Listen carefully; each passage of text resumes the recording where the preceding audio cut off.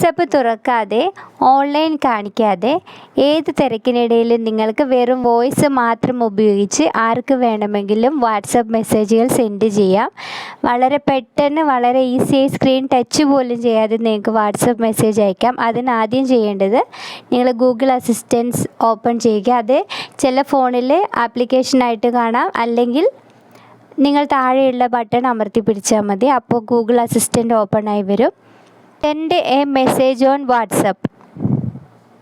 Who do you want to message? അച്ഛൻ. What's the message? Good morning അച്ഛ. I got good morning, Acha. Ready to send it? Okay. Sending your message to Achan saying good morning, Acha. ഇതുപോലെ WhatsApp open ചെയ്യാതെ നിങ്ങൾക്ക് Google assistance വഴി message send ചെയ്യാം.